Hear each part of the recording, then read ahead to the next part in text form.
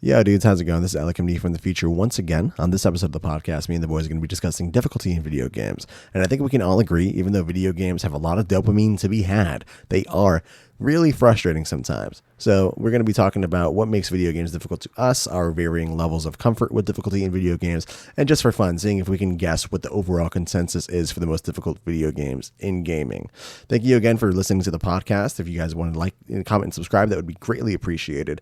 If you check the bio in this video, then you should see the social links for me and Zach's other social medias. Feel free to follow those. If not, thank you so much for listening, guys. Have a great day, and welcome to the Anti-Meta Podcast.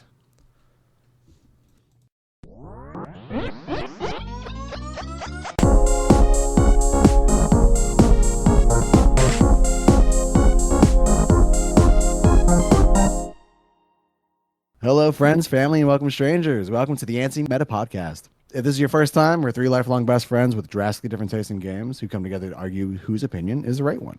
I'm Alec, and I'm joined today by my dashingly beautiful duo co-hosts. Go ahead and say hi, fellas. Hello. Hey, what's up? All right. You guys want to say your name? No, I'm a mysterious stranger. My name's Zach. You can catch me on most platforms as Echo Pichu, and yeah, excited to get this going. Hello, my name is D'Amico. You can catch me here, Miki Lakey, and on the Anti-Meta Podcast. Awesome. Tell me, Miko, what are you playing this week? So what I'm playing is a little bit of Tears of the Kingdom, exploring that world, and also Party Animals and Payday 3 whenever I could get into a game. Yeah, Payday 3 is having a really tough week. Yeah. What are you playing, Zach? So I do have like a bigger event coming up for TCGs. So I've been hard grinding Lorcana, which is the Disney trading card game. There's an online application called Pixelborn. Go ahead and plug myself. I'm streaming that every day until we hit that event. So catch me on the other streaming site. The green one. Yeah, All right, cool. The karate move. How is Lorcana compared to any of the like new TCGs that are popping up? It feels balanced. I think that right now, just because of like allocation, they haven't been sending out like enough like cards, so the market's insane. But playing like free online, the gameplay itself feels pretty smooth. Yeah, dude, Miko, since you're not too familiar with Lorcana, yeah, normally a pack of cards is what, Zach? Like Five, six $6. bucks? Yeah, something like that. I saw a pack go for $20. A single pack of cards for $20. And you said That's crazy. that's a steal. Yeah. Last I was looking, it was like 25, 30. That's crazy. They were supposed to allocate more for early October, but they delayed that until after the next set comes out. So, yeah. That's crazy. That's $20 for like 10 random cards. But hey, you could pull a $800 card. So I guess there's that. It's equal risk, equal reward. Oh yeah. Yeah, Miko. So tell me a little bit about your Tears of the Kingdom journey. You're still one of the, I think it's a pretty hot demographic of people that have not completed the game, me included. Are you actually like doing the story mode? So I'm pretty much just exploring and trying to get stronger and kind of build my stamina and build like my heart containers up. And I'm going around and I'm like going to each corner of the world and I'm pretty much just seeing what's the most appealing story wise and then also opening the towers. So I'm still pretty much in the beginning, but again trying to focus on that now that I've completed Spider-Man. Fair. Yeah. I think Tears of the Kingdom is one of the more difficult games that I've played recently. Yeah. It's fun. I've seen a lot of new enemy types too, and like variety is great in games, obviously, and enemy variety is what we accept. Yeah, I don't know what it was for me. It's kind of like that game encompassed the majority of my day-to-day life for like a solid month, and I think I just got oversaturated and I dropped it, and I haven't gone back like a bad drug habit. This is the new Zelda game you guys are talking about, right? Yeah, it is. I put like maybe 80 hours into it, and I'm like halfway through the story. It's crazy. But yeah, speaking of difficult games, I've been playing a whole lot of Lies of P. It's like a new Soulsborne on Game Pass, starring Pinocchio, and I freaking love Pinocchio. Anything Disney, I'm a total whore for. So yeah, I'm playing a lot of that. I've been playing a whole lot of Party Animals. I was streaming some Baldur's Gate right here on twitch.tv/forecast13. Do with that information what you will. And I don't know, miscellaneous like fighting games. I've been playing some Smash Bros, some Mortal Kombat 11. But yeah, I'm currently in a difficulty binge, so to speak, and that got me wanting to actually talk to you guys about just difficulty in video games in general. Now, I know that Zach, correct me if I'm wrong, you're kind of like a sadist when it comes to video games. You play a lot of difficult shit. Yeah. I do like a challenge. I think like it's kind of integral to like a lot of the genres that I play. Because I play like a lot of survival titles. So I think having like a game that's difficult but rewards you for its difficulty is very important. Oh, 1,000%. And there's a nice balance, and I feel like that's pretty subjective. Yeah, we'll get into that later. But D'Amico, how about you? Do you like hard video games? So my opinion's a little different, but I like hard video games, but it's very IP driven. So depending on what the game is and like how much affinity I have, I guess, towards the property, that kind of dictates if I want to experience a difficult piece of work or piece of software. That's fair. For me, there has to be a nice balance. I play a lot of fighting games, and fighting games are pretty notorious for their like weird difficulty. Usually in fighting games, the NPCs that you fight in the story mode, they can't win if they try. It's just you walk over any computer player in the game. But the second you hop online, it's like dogs hopping out 20-minute tutorial videos on YouTube of how to like zero to death you. So they're hitting it on perfect frame. yeah, exactly. Yeah, exactly. Just like flexing the fact that they spent like 300 hours in the training room mastering this ship. So, I mean, I find myself like you, Zach, drawn more towards difficult games. For a long time, it was kind of all I played. I wanted to max out the difficulty in every single game, and then I realized, hey, it's okay to enjoy what you're playing every once in a while. But I still find myself dabbling. But yeah, so that brings me to my next question, though. What would you guys say makes a game difficult to you? Now, for me, I have this like running joke going that if it has anything to do with combat, 9 times out of 10, I'm going to stomp it. The second you put a puzzle in front of me, I'm brain dead. For me, anything that requires cognitive skill to elaborate on, that's probably the creme de la creme come difficulty. What do you think, Miko? So I'm glad you asked, but I have a few different genres, I would say, where I prefer difficulty in those games. It's not one size fits all necessarily, but the big genres is action adventure, RPG, and actually, funny enough, puzzle and adventure. So, in ways, Luigi's Mansion 3, or, different kind of puzzle games. That's not a game that I'd really think is extremely difficult.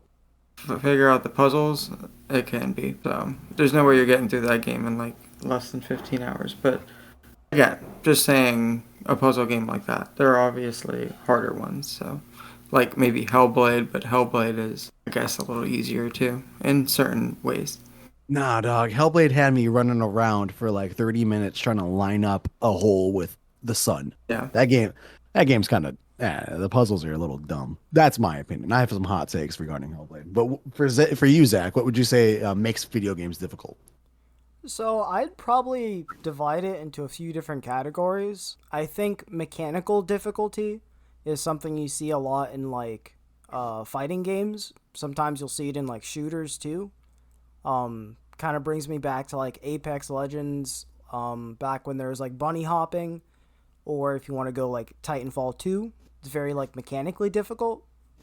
I think there's cognitive difficulty where the game's like hard to understand a lot of the intricacies.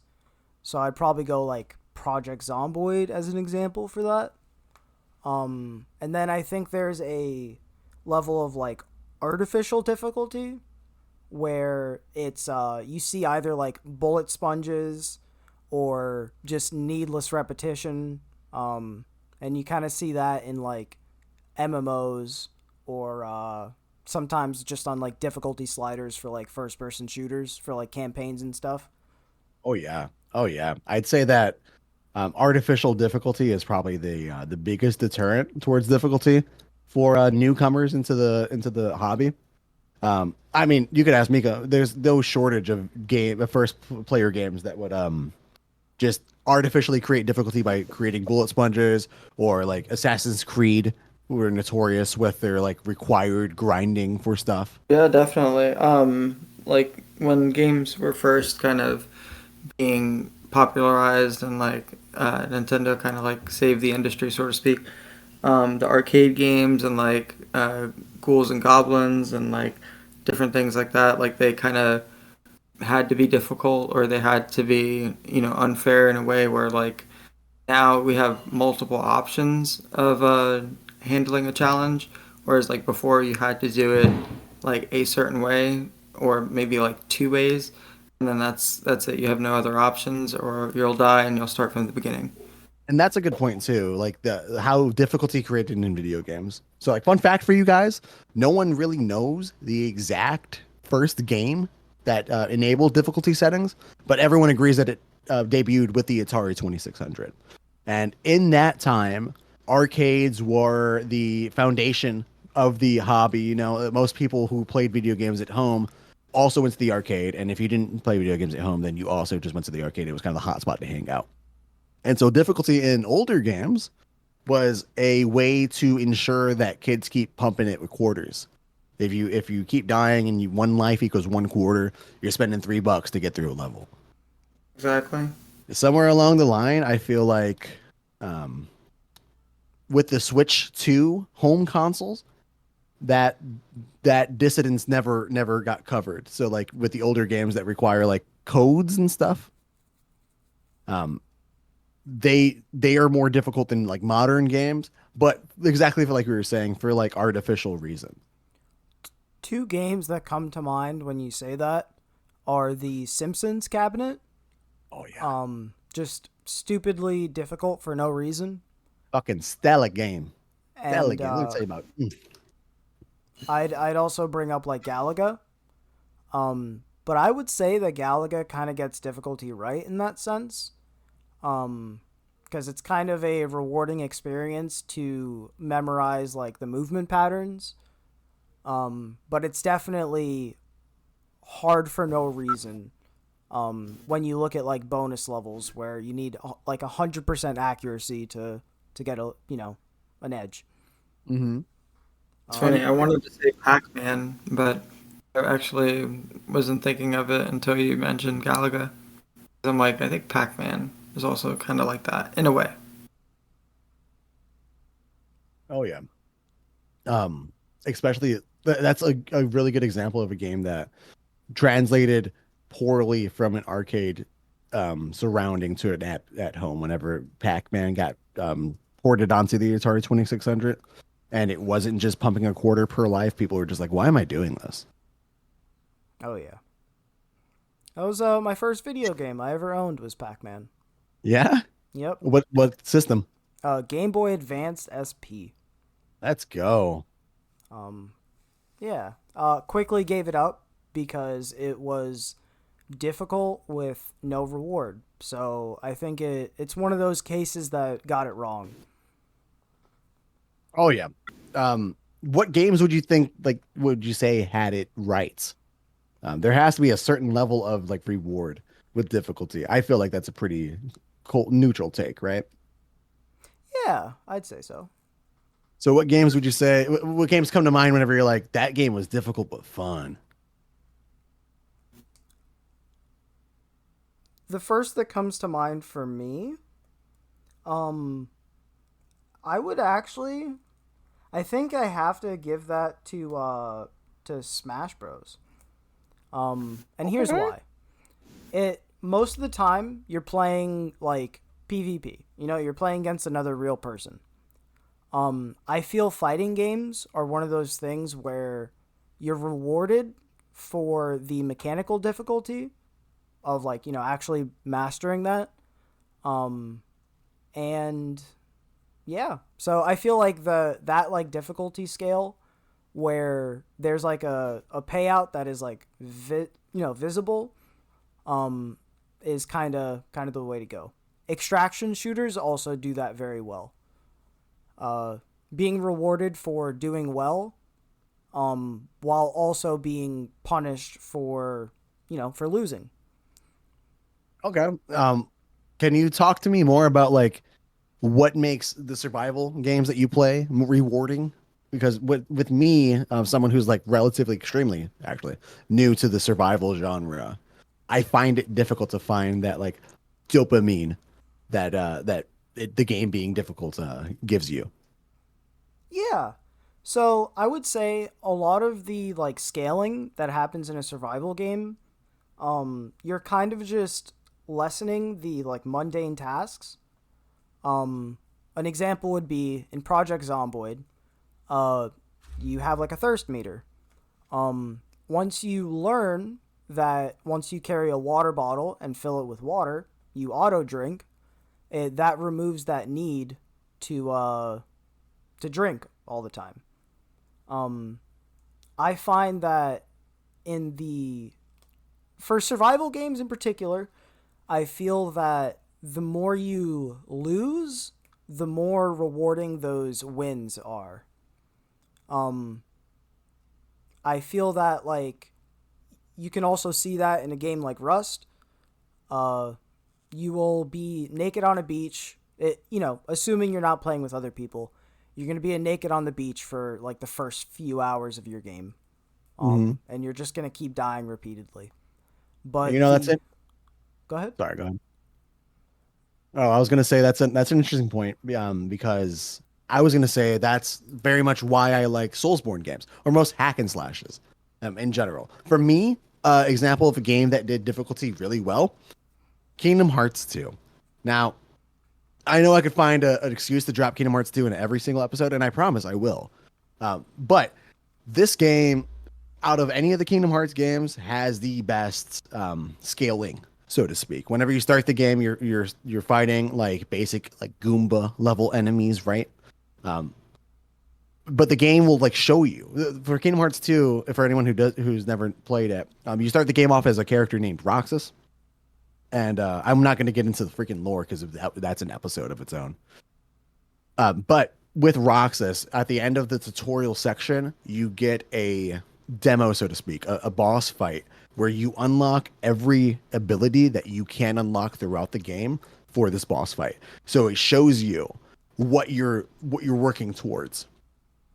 And with the Kingdom Hearts 2 final mix, they add organization battles, which is just like a boss gauntlet, and throwing yourself at these enemies time and time again, losing to them, learning their patterns, going back, rushing back in, and then eventually beating them. That's like the metaphorical nut being busted on as far as difficulty goes for me. Could you agree to that, Miko? I know you've played a lot of Kingdom Hearts. Yeah, to some degree for like the Kingdom Hearts battles, definitely. But for other games, not so much because again, it's IP driven for me for difficulty. So if I like it enough, like Star Wars, or if I like, Kingdom Hearts or whatever, then I'm willing to, you know, face that challenge. So Okay, so you're saying that like on average you don't really derive a lot of dopamine from challenge. It's more or less a it's a hurdle. Are you saying to enjoy the property? So like say Ratchet and Clank comes out with a Soulsborne game, you're playing it, but what's that? You know more than I do. That one crab like Soulsborne that's coming out on the Switch. yeah, like I wouldn't necessarily play that, but if the combat is engaging enough, at least for me, then yeah, I'll go ahead and do it. Like I don't know, Spider-Man, games like that. Maybe even Ghost of Tsushima, so stuff like that. You've surprised me on two occasions with the games that you play on hard mode. Ghost of Tsushima is definitely one of them. Does not seem like a game that you'd genuinely enjoy the combat in. Oh yeah, It's yeah. I it's mean, I've extremely like already time played sensitive. Yeah, I mean you platinum that game. Um, Horizon is another one. But another game that surprised me that you come time and time again. You play on the hardest difficulty. We were just talking about it earlier today. Last of Us. You love for some reason the grounded difficulty in Last of Us. Can you tell me about that? Like what drives you to succeed in that? Is it the challenge? So I don't always like to play on like the hardest difficulty for like The Last of Us. It's just because I've played it so many times, and that would, yeah, I guess it would just be the challenge and like going about it differently. Whereas like, you have a lot of options when it's like normal and you could experience the story, but then if it's like harder, it's more of like a stealth game, and it kind of familiarizes you with like the environments. But again, I wouldn't do it like more than a few times. But Okay. I'm trying to put my head in your or your brain in my head, so to speak. Um, hmm. because I mean we've had this I can conversation name a few before. better examples. I know like what you were kind of naming is like they're good games that I played. I think hard on hard difficulties, but I don't go out of my way for them. Again, just if it's the IP and Mhm. like a good engaging combat system or gameplay loop. So. Right. So what would you say is like an example of a game that like really rewards you specifically? Um,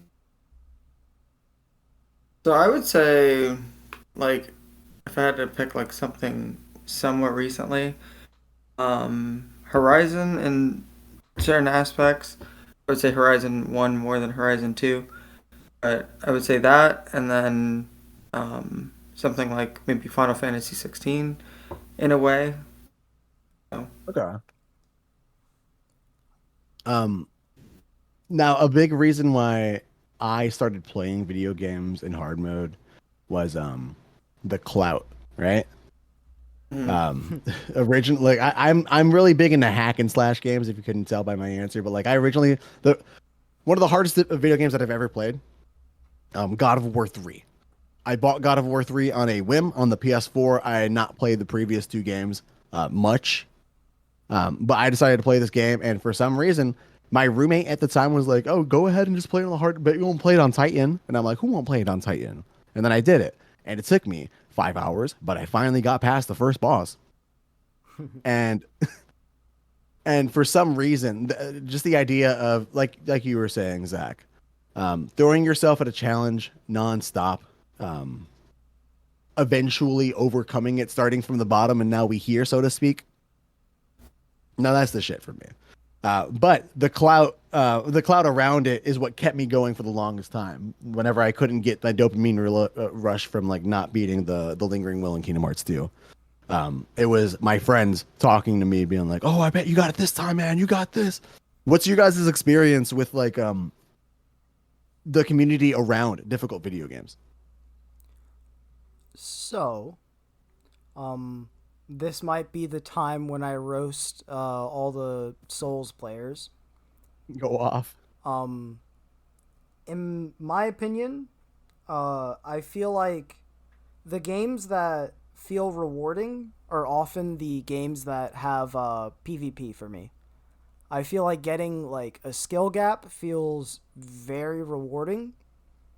Um, but as far as like clout, I don't think it's ever been like a main motivator for me.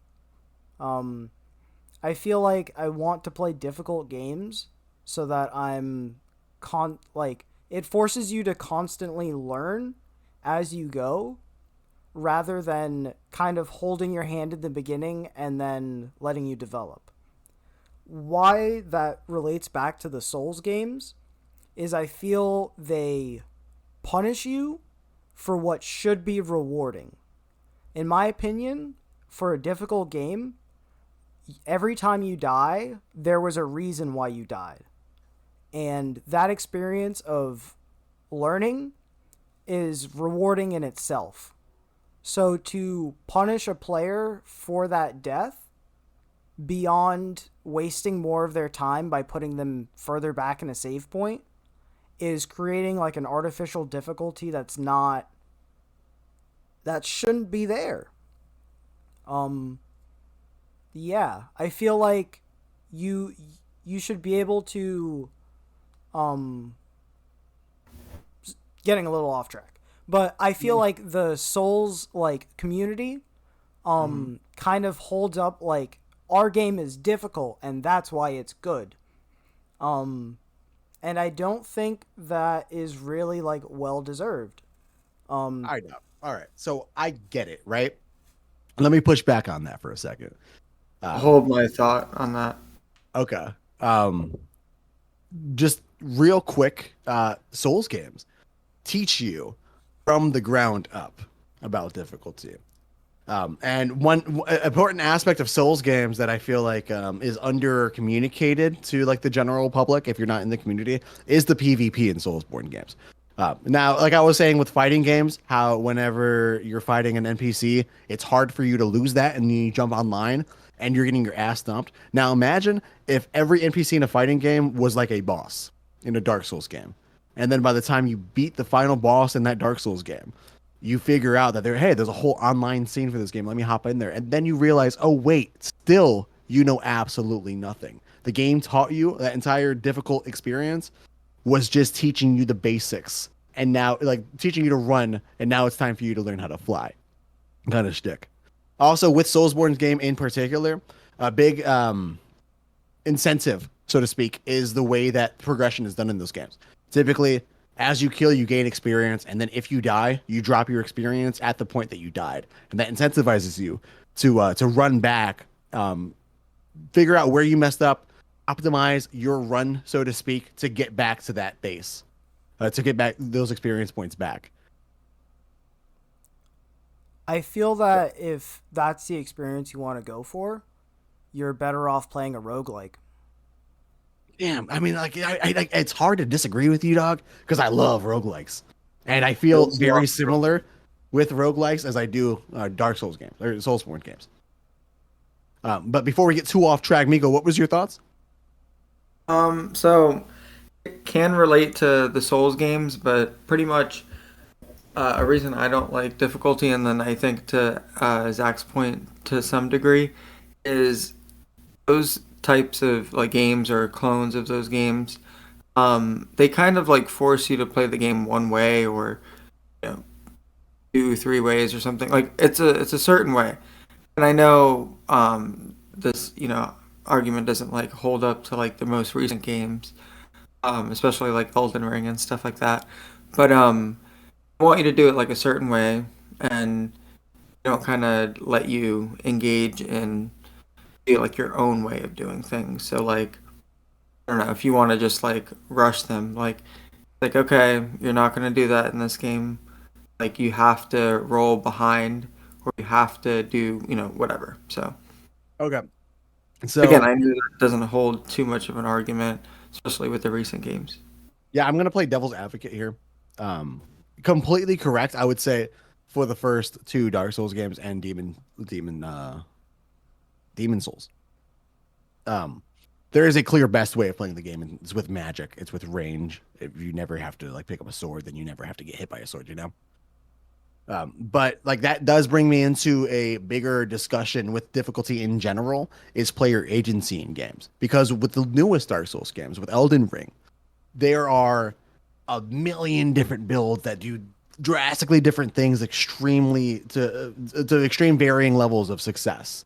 And finding which one not only works for you, but how far you can push whatever build you're going through is a big component of those games. So I feel like with the newer games, like you were saying, the older games, it's harder to defend. But with the newer games, player agency is one of the most highlighted aspects of the game. But like going from that, I feel a certain level of frustration with games that allow too much player urgency, like Tears of the Kingdom we were talking about, where it feels like if you're not finding a solution to a puzzle, it's because you're dumb. There are a billion different ways to solve a puzzle. I'll give you an example. There's a puzzle in a shrine where a ball rolls down a slope and you're prompted to find a way to knock the ball into a target, like like baseball. You could very easily just put a rock on an arrow and shoot it at the target. It doesn't matter. The target needs to get hit. It doesn't matter how you do it. That took me like 4 hours. Um, Many options is bad also. yeah, exactly. There is a good ground, and I feel like a lot of survival games do very well with giving you a lot of options and allowing you to craft the optimal way of using those options. Is that something that you'd agree with, Zach? You are the resident survival game expert. Yeah. So this is a bit of a unique experience, but I want to bring it to the like hardcore RL craft that I have going. There are it's a just anyone who's not familiar, it is a mod pack for Minecraft that adds a lot of extra like meters that you need to keep track of, as well as like a lot of fantasy enemies, like dragons and demons and all that kind of stuff. So it plays out a bit more like an RPG. There's like a like leveling system and all that, but player agency in there, or like player choice, is extremely wide. Without there's never a point in that game where you're not afraid of like what can happen. So it comes down to there being a lot of choices, but none of them having like 100% certainty in working. And I feel like that's kind of the way to go. And a lot of survival games do that, where a lot of options are correct. Some are more correct than others, and others will reward you in adjacent systems more than some. I see. I As an sorry to cut you off, but as an example of that, you were telling me about Zach and I were playing some Project Zomboid yesterday on stream. And first of all, I have a lot to learn. Second of all, one of the things that I did learn is the optimal way of leveling up your first aid. It's not, what I would think is, you fix your boo-boos as they come, and eventually your skill's going to go up, a la like Skyrim or something like that. Zach informed me, no. It's to stand in, correct me if I'm wrong, it's to stand in glass and allow yourself to get cut so you could optimally like just continuously heal you. Keeping yourself like a marketable amount of damage so that you could heal that in conjunction with like how quick it takes to cure that damage. Yeah.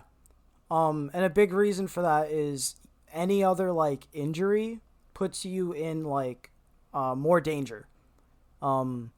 And that's kind of comes down to like power leveling. And I feel that comes down to the more you learn about the game and how the systems work, you find things out like that, which I feel is a good example of like a cognitive difficulty rather than like a mechanical difficulty. Because it's not hard to like sit there and keep clicking through menus to do it, but getting to the point of understanding that that's the best way to do it, I think is rewarding, at least for me personally. Right. Yeah, and Miko, as somebody who like primarily plays a lot of like single player games, how would you say that relates to like a non-competitive format, like say like the Resident Evil games with menu management or something like that, and being able to like allocate your resources to a way that like maybe the game developers didn't intend, but it just makes the game naturally easier? Yeah. I got a test to some of that. So, I guess like a lot of resource management, inventory management is in the Resident Evil games, like you mentioned. So 7, 8, 2, 3, 4, the original and the remake. All those games, you're very, tight, just in terms of inventory, in terms of movement, in terms of like shooting and stuff. And it's obviously scary, and there's a sense of urgency and difficulty in that. And you sometimes just have to like decide what is the best for me right now. Is it health? Is it going to be ammo? Or is it going to be, I don't know, just wood just to cover up the window so more zombies don't get in? Mhm. So, things like that. And then there's a game called Death Stranding that's also very inventory management heavy, and you kind of have to decide, like, am I going to deliver this for more likes or more a level up or something, or am I not going to risk it and I could maybe walk faster, or I could get into some combat with mules or something. So things like that. Yeah. And going back to what Zach was saying, with like mechanics to that aren't like mechanically difficult, but more cognitive. It takes more cognitive skill to know what uh what is optimal, so to speak. I like to call those exploits. Do you guys think that exploits take away from difficulty in gaming? Do you think that it's like a factor in the game itself? Do you think that, for instance, I don't know why this is on my mind, but the Gollum video game that just came out. There's an exploit that like you basically just like hide in the crevice of a shadow as long as Gollum's right hand is in a shadow, then you can't be seen, and you could use that to blitz a lot of otherwise challenging sections of the game. Is that something that you guys would say um, takes away from the experience, or it takes away from the difficulty, or just like another tool to use? I would say it could go either way because there's also the counter example of like the old Pokemon games where because of a bug, you're going to miss one in like I think it's something like 352 or something. You're just going to miss like a random thing because they misplaced an integer and they got like some just there's glitches all like all throughout the first Pokemon games Oh yeah. that just make it difficult for no reason. So I feel like exploits and like bugs can affect it either way. Hmm. Personally, I feel that there is some like personal balance of like of exploits. Like at some point, you have to decide: am I playing this game to just power level through everything, or am I playing this game for like enjoyment? And personally, if you get rid of too much of that challenge by using those, then it doesn't become enjoyable. Yeah, and I can attest to that. I played a lot of Gen 1 Pokemon in particular, especially with the older games. Hmm. And I used to reason things with my siblings, right? If like my sister didn't clean the dishes, I'd be like, "Okay, can you take out the trash because I cleaned the dishes? Can you like walk the dog because I like cut the lawn?" Stuff like that. So whenever it comes to difficult video games and like exploits in those video games, I tend to follow suit with like with that sort of mentality. It's like, okay, well, I'm gonna use the cloning item glitch because you bugged out ghost type Pokemon, something like that. For those of you who don't know, ghost types were supposed to be, or bug types were supposed to be strong against psychic types. But there was a bug with the ghost types that made psychic types super effective with ghost types. It's a weird ass, um, it's a broken mess. The entire games are just broken messes. But I even to this day, I'll follow suit with stuff like that, where it's just like, okay, well, with Bloodborne, there's a boss that I think is just cheap. It has hit stun and every single. It doesn't feel hit stun and it gives me hit stun in every single move. So I'm going to use this community made grinding tool to level myself up quickly. What do you think about exploits in video games, Miko? Especially like with first person games, I'm interested to see your mentality. Like, say there's an exploit in Resi 2 that what is the big what is the top hat zombie's name? Mr. X? Yeah, Mr. X. Yeah, say there's like a glitch in Resi 2, which there is, where you could just lose Mr. X forever. Do you think that's something that's fair to use, or do you think that that's just that's going too far and it's taking away from the challenge of the game? It's going too far.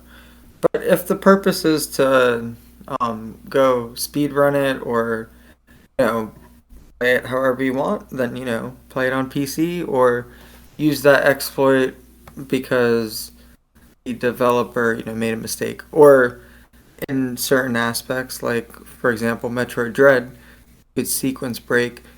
The developers put that in the game so that you could skip things and kind of play it however you want, so to speak, in certain ways.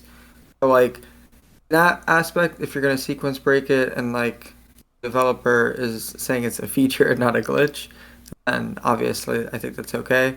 If it's like clearly that's not supposed to be in there, well then no. Like, the backwards jump or Mario 64. And you brought up a pretty good point with speedrunning games. I I want to retract my statements, and I feel like exploits like that are wholly okay to use in like a speedrun setting or some kind of other community-based challenge setting. And there are a lot of different community-based challenges that people bring up into video games to create that kind of artificial difficulty, so to speak. Do you guys have any experience doing any of those? So yeah, I play, bringing it back. I play Minecraft like almost exclusively hardcore. Mhm. Another good example, I think, would be a kill everyone run in like Undertale. Um, that game you can play like pacifist and get through I think the majority, if not all of it, without like engaging a whole lot in combat and just having like menu click throughs. But the kill everything run is extremely difficult. So seeing people do stuff like that in either that or like RPGs like Fallout or Skyrim, um, I enjoy doing that because it creates a specific environment that you usually don't see in like normal gameplay. Mhm. The kill everything run that you did in New Vegas inspired me to do the same. Um, and you learn I don't know. quickly how much you miss being able to buy and sell things. Um, and that game changes quickly when you can't complete like a majority of quests just because you've killed everyone. Because you're a genocidal maniac.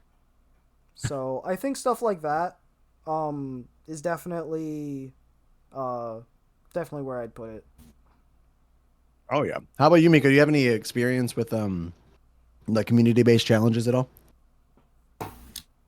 Um, what would you kind of name as an example as that? None come like I don't really think that I'm aware of any experiences that you have in particular, but like speed running or like oh I bet you can't beat this game with this parameter, so to speak. I would say a type of community-based challenge are like house rules, right? So like Dylan, Miko, myself, and our buddy Dylan, we used to play a lot of Ultimate Ninja Storm 4. And one of the house rules were reserve characters or banned characters. Characters that like we are either too good with or just in general are too good. So we ban them, and that would be a community-based challenge. So like beat me without using Sasuke, so to speak. So without using your reserve Sasuke. Okay. By the way, you're a cheap piece of shit. The character sucked. Yeah, I mean, I guess like just playing as like different characters in Storm 4 or um, different things. Like, I mean, for me, so I guess if we're going more towards like speed running and stuff, the games I would maybe speedrun and like have dabbled in would be like Shadow of the Colossus. And if I was better at it and I enjoyed the puzzles more, I probably would do Resident Evil. But again, I'm there mainly for the action, so I do like 8, and then I like the horror too, obviously. So Mhm.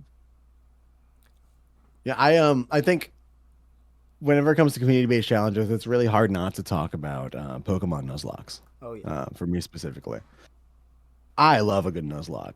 Pokemon is an easy game. I don't think I'm gonna get a lot of I don't think I'm gonna get flamed for that take. Can I cut you off for 1 second? I thought of something that we also shared. Of course. All right, so I think platinum in games also is a accomplishment in Oh yeah. that kind of sense, and also amongst the like PlayStation community. So I think like what we share is that Spider-Man platinum in a week on release. Oh, that was crazy. Yeah. Miko and I were like super hype for Spider-Man PS4. How many hours a night did we play it? Like 8?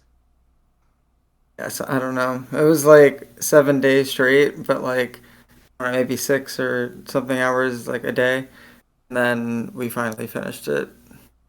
Oh yeah, we were So, shells of our former selves, like, extremely Monster and sleep stuff. deprived, but we did it. Insanity. hmm But yeah, yeah, Pokemon it's an easy game. So being able to create these kind of challenges revolutionizes the experience to me.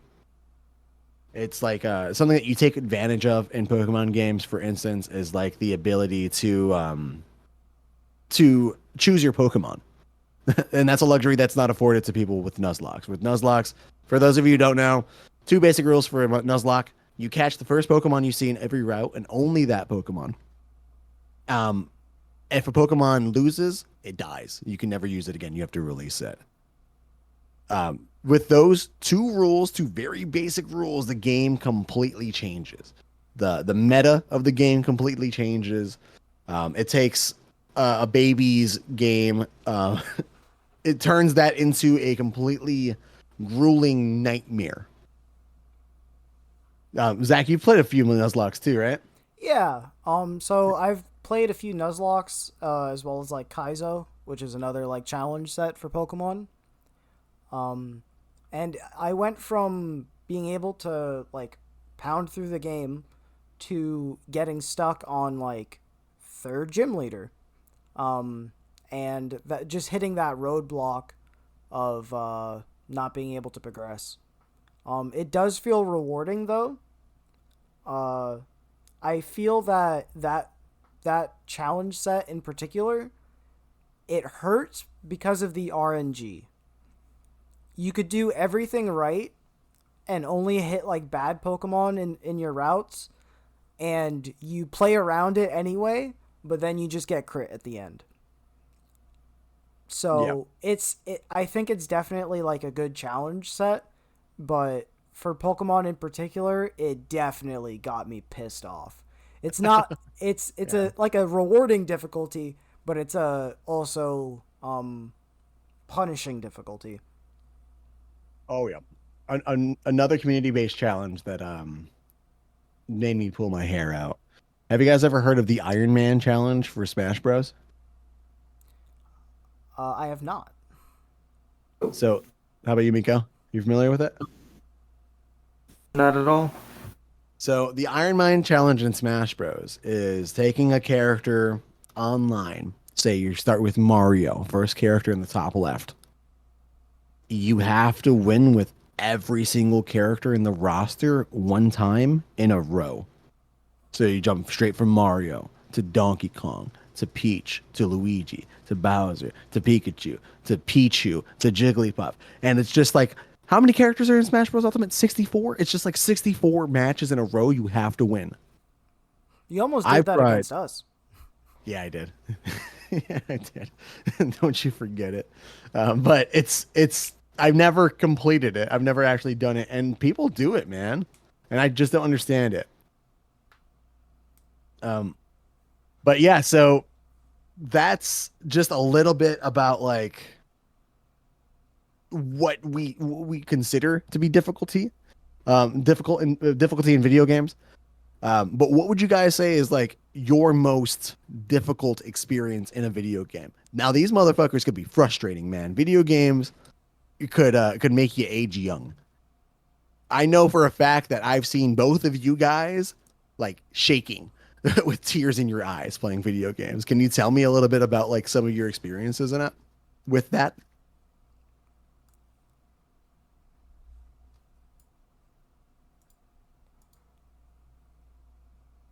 I'll have to check my library because I've definitely played a good amount of some difficult games. So I'll let Miko take this one first. Yeah, Miko, how about you? So recently, would you say? Just in general. Okay. So I would say like some early like difficult games for me, and obviously it's very subjective, but Need for Speed Most Wanted, I was stuck on a lot of those like blacklist like racers for a while, and in hindsight, probably just needed to upgrade my like Cobalt SS or like my BMW, but like yeah, those were kind of difficult, and then kind of growing up, I would say games such as like Fallout on just principle of the actual game, and then just choices that I may or may not have made correctly. And then other games would be like Star Wars and like some RPGs. So like more recently, I guess would be Persona 5 on like hard mode, and then SMT 5, which is like extremely difficult and kind of unforgiving. And then yeah, I guess that would be about it. Okay. Um, I definitely say for me, Kingdom Hearts 2, Final Mix, platinuming that game was a nightmare. There's a boss called the Lingering Will, and I was first introduced to it with you, D'Amico. We were like on the bus going to your campus, to your college campus, and D'Amico was stuck at this boss. So he looked up a video, and it was like a 25-minute breakdown on every single one of his moves and how to properly counter them. And some of them were just like, okay, and if he pulls this move, you're basically fucked. But there's a small chance that you could run behind this one rock and avoid half of that damage. Um, so I threw myself at this boss for maybe a week straight until I mastered him. And I have clips to prove it. I have clips of me beating this guy with the Winnie the Pooh Keyblade that does one damage per hit. It took me like 30 minutes to get this guy down, but finally did. And I feel like that's probably one of, if not the most rewarding feelings that I've ever felt playing a video game. Yeah. Nice. You have any difficult games, Zach? Yeah, so I'm trying to think of more like single player games because I feel like a lot of my games that I classify as difficult are usually like multiplayer. Hmm. So in terms of like single player games, I want to bring it back to I believe it is the first and third installment for Crash Bandicoot. Um Yo, people don't talk enough about how difficult Crash Bandicoot could be. it it is both like at times at least mechanically challenging. You just need to know like timing and stuff, but there's Hmm. also like puzzles involved. An example that I think is pretty like infamous is early on in one of the stages, you see a gem that is without a frame perfect jump just out of reach. Um, and if you play it as intended, there's almost no way to get there. It looks like you could make the jump and you just can't. Unless it's frame perfect, but it wasn't planned. Um, you get that gem by later on finding a secret level by spinning like a enemy into a specific box, and then it unlocks that bonus level. And then you complete that bonus level, and it drops you back off earlier into the game. Um, Hey, yo.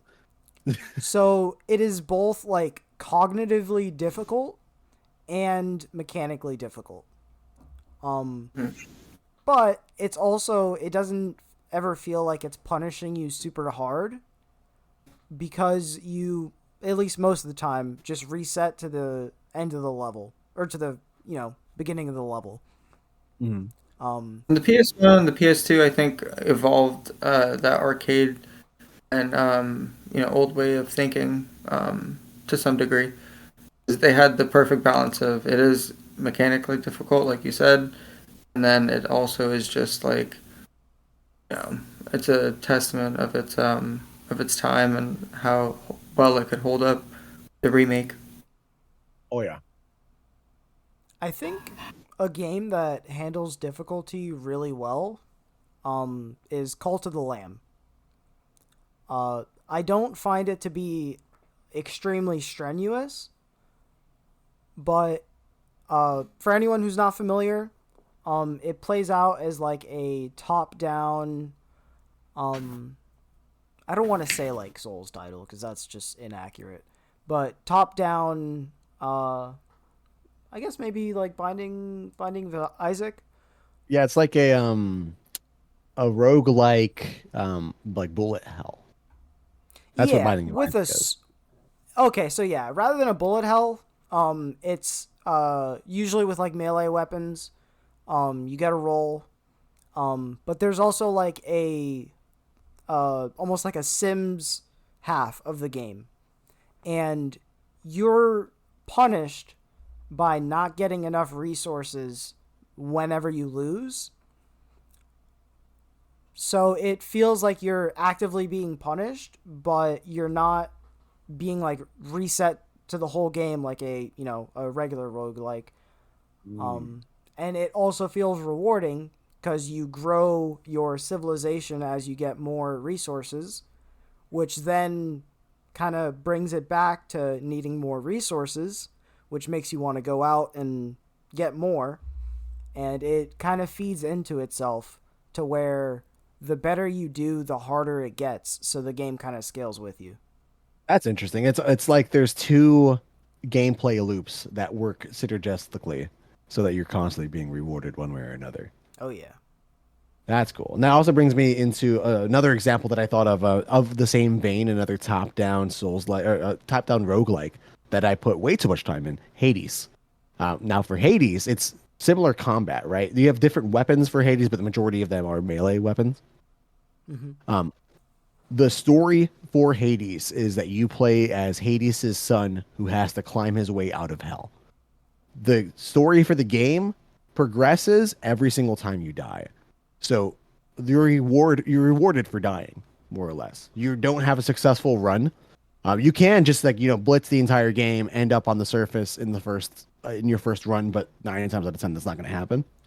So whenever you die, then you hear, okay, well, Hades is this kind of person, and this is why you're stuck here. Then you die again, and it's like, oh, well, then now there's questions about your lineage. I'm not going to spoil any of the story topics, but I've always found that interesting, where you don't feel punished for dying. In fact, quite the opposite. It's like, I kind of want to die so I can go back to see what's happening with the characters that I'm getting invested in. But all right, what do you guys say we take a little break? And then I had a idea for a segment that we could do, going through the number one most reliable source in gaming, GameRant.com's top 20 games of all time. Just going down the top 5, seeing if you guys could guess it. What do you guys say?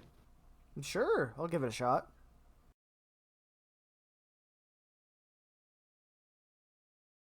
All right. Thank you for waiting, everybody. We are back. All right. So I have everyone's most prolific and honorary news outlet in gaming, GameRant.com's top 5 most difficult games of all time. I want to see how well you guys think you can name them. If you guys get 2 of these, I'm gonna be pretty impressed. All right. Do we have any first guesses? Any volunteers? Oh, Should I start calling names? All right, go off. I'm gonna take an easy one. It's just top 5 games of all time. Top 5 most difficult games. Yep. Oh, most difficult. It's probably gonna be like a MOBA. So I feel like League. This is GameRat.com. GameRat. You. Oh, GameRat.com. I don't know anything about none of that. Oh, they're AI articles, Doug. Oh. I'm gonna go ahead and pull that curtain from any listeners. GameRant.com does not hire writers. It's all just AI. Dang. I was gonna say like Dota 2. Dota 2 is not in the top 5. Miko, you have a guess? Super Mario Bros. 2, Dark Souls 2, Ghouls and Goblin.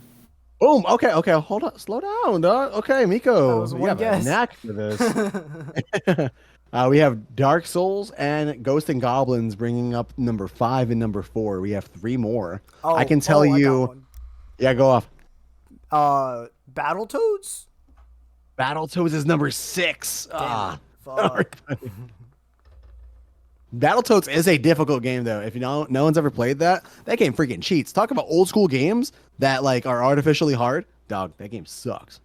I can tell you, you've played Miko specifically has played at least one game in the top 3. I'll give you a hint on the Xbox 360. I think I know. Maybe. Possibly. I'll give him a Miko, second. what's your guess? Ninja Gaiden 2? Ooh, I mean, I'm gonna give it to you. It's actually just Ninja Gaiden. That was my Okay. guess. Boom, Ninja Gaiden number 3. All right, the top 2 most difficult games are both old. They're both old. I'll give you a hint. One of them spawned the Konami code. Dang. That should be an obvious hint, but I don't know. Is Tekken Konami? Tekken is Konami, but that's not it. No, is Tekken Konami? I don't even know. Man. 100%. Spawned the Konami code. Mm-hmm. I can give you guys the answer along with the second fact of the podcast. I was trying my absolute hardest to find facts about video game difficulty. It's so hard. There's hella research papers done about video game difficulty, by the way. A very interesting topic. But one of the facts that I found is the Konami code was created to allow non-expert players to beat the original Contra and is marked as the progenitor of all video game codes. Wow. Contra, for those of you who don't know, is basically like an 8-bit Rambo game. It's a 2-player Rambo game, and it was so difficult that the only way most people were able to beat it was by using the Konami code, which is up, up, down, down, left, right, BA, and that gave you 30 extra lives. And then so that's the number 1. The only one we're missing is number 2. Do you guys want to guess one last time? Man. Is it multiplayer or single player? Single player. I'll give you another hint. It's a platformer. Oh god, is it the Lost Worlds for Mario, the Japanese exclusive? No, it's not. Bro, come on. 2. I don't know. Fucking I'll give you Meat another Boy. hint. It's fucking Meat Boy. God damn Fucking it. Meat Boy is number 2. Jeez. All right, yeah. I don't agree with the majority of those picks, but I don't think anybody would. I don't think I'd put Contra above Sekiro, dog. I think the Lost Worlds for Mario was pretty damn difficult. I beat those on Switch Online. They have them on the what is it called, Amico? The one where you give Nintendo more money? Plus expansion pack. The expansion pack. Yeah, they have the expansion pack, and I beat it. It is not easy. But I feel like most of the Super Mario Maker game levels are a lot harder. Oh, they are intense. Speaking about community challenges, dog, Super Mario Maker is gross. I don't know how people do that to themselves. It's so fun though. Yeah, it is. Fun. That's one of those Switch games that I'll like randomly pull out, and I'm always happy when I do. You have it? I didn't even know you had it. That's the first game I got on my Switch. Damn, man. If Nintendo games went on sale, I'd definitely pick it up. I'm not good enough at platformers to do that though. A point I didn't really know where to like slide in that I want to make sure I get in. Mm-hmm. I think Fallout 4 had a missed opportunity for their difficulty by starting you off like a 10mm. I feel that if they would have like scaled it properly, you would have had like a pipe pistol or something similar in the beginning. Mm-hmm. Because I feel like they traded in like difficulty just to go with like the aesthetic of the game, and I'd rather have started with like just a baton or something. I didn't really know where to throw that in. But also like shout out Flappy Bird for being the like worst example of difficulty. I feel like if it's just repetitive and that's what makes it hard, that's bad. Unless it's a MOBA, shout out all the MOBA players out there. I think it combines like cognitive difficulty with mechanical difficulty in a rewarding setting. Nice. I don't like difficult team based games because it gives you too many avenues to blame other people. That's fair. Easy to get mad Shout at people. What's that one game with the guy in the pot and the hammer? The guy with the pot and the hammer. The one where you like climb a lot. I'm gonna look it up. And the Guy- hammer climb game. That's exactly. I'm putting in Google guy with the pot and the hammer climb game, and I promise you, it's gonna come up. Getting over it by Bennett Foddy. Yes. That game, that's another game that's like how you were saying Dark Souls was just like, oh, our game's so much harder and that's the appeal. There's no other reason to play this game other than the meme of getting frustrated. And I think that kind of blends into the like clout culture that you were talking about before too. Oh yeah, 1,000%. There's this big like weird machismo subsection of the gaming community that's just like, oh, well, did you even like how many iframes does Mario's backwards jump have, man? I don't know. You can't even clear like a boss in 4 seconds with this. And I just don't understand it. Oh Yeah. yeah, did you? Oh, you beat the game. Now do it on a on on a Guitar Hero controller, blindfolded, drunk. That sounds fun. Next stream? Yeah. Let's fuck it, dude. Let's pop off. But yeah. So I think that's enough to bring the discussion into a close. Did you guys have any final thoughts about video game difficulty? Fuck bullet I'm gonna- sponges. Fuck bullet sponges. Zach doesn't like Dark Souls. And Yeah. Miko's bad at video games. I think those are our takeaways. Yeah, some big takeaways is I think just play the games that you want to, play and what brings you joy. Then also, if you want to play a difficult game and you like, most of the systems in it, go for it. Like, RPGs, or if you like action games, or if you like fighting games, or whatever. So kind of bring, the best parts of that game to you. And if you want to play it in its hard form, do that. There's only one, hard difficulty like Souls games. Well, then you have to learn how to, play the game the way it wants you to play it. Well said, buddy. I think that's a good takeaway. Fuck what everyone else says. Play games however the hell you want to. If you want to play on easy mode, play on easy mode. If you want to play a Dark Souls game and you don't want it to get hard, don't play a Dark Souls game. No one's gonna be mad at you. Difficulty is relative. Mm-hmm. Well, all right. You want to tell the beautiful people where to find you guys? Yeah, you can find me at Echo Pichu on both YouTube and the Karate Move streaming site. You can also find me on TikTok and Twitter under the same handle. That's ECHOPICHU. Uploading some meme videos every week and streaming almost on the daily.